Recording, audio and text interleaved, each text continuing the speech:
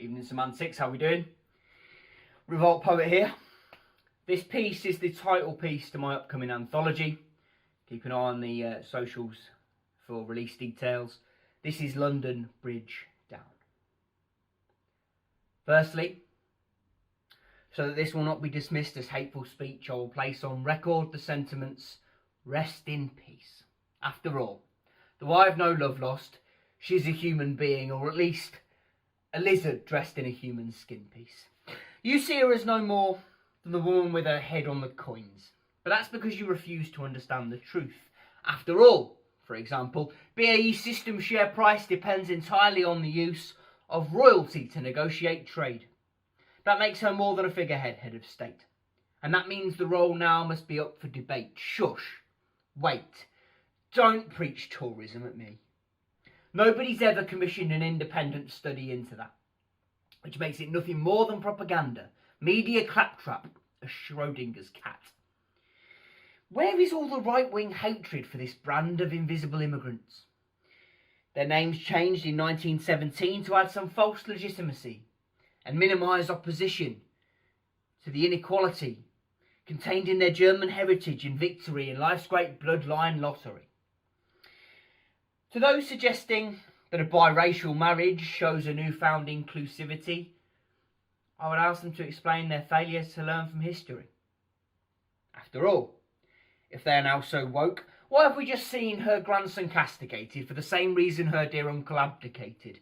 Sure, they successfully hid his history, which proves he's a racist, but an American divorcee should be no basis for anyone's familial pariah status. London Bridge Down. It will be the biggest demonstration of the British state. The onus there falls on us to maintain it was not so great, and that the colonial enslavement that took place was not committed in our name, and never again shall be allowed to reign. Have respect for the dead. Psh! Respect not earns a disgrace. Burn the flag, shut off the stations, spit on the grave. From the ashes of this tragedy must come change. Whilst the establishment force feed us, things must stay the same. Make no mistake, the people hold the power. We just lend it to this and that place. There must be a referendum with considerably fairer election rules than the last one, because this time the outcome is of far greater importance. To retire them all and turn their palaces into museums. Otherwise, the monarchy has no mandate to continue tyrannical rule by divine right and fate. They tell me to refrain. Just accept Britain will always be a monarchy. After all, the only revolution we had came from overtaxing our bourgeoisie, but I'm afraid I can't open my eyes to see as you would like. Any benefit or justice in one family being so ridiculously wealthy, whilst there's beggars left on the street outside Buckingham Palace.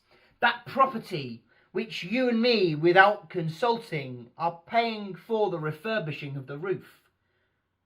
£350 million, not approved by us. And still with no investigation into the Panama Papers, which categorically state that your beloved Queen hides her assets in an offshore place to avoid paying taxes. Not a theory. Fact this. Ask yourself why they tried to hide this information. It was a Guardian expose that revealed this operation. It is blatant. The British deep state don't want you controlling the station or the dial, because if you give them the ability to manipulate you all the while, you can never understand the facade and fragility of their public smile.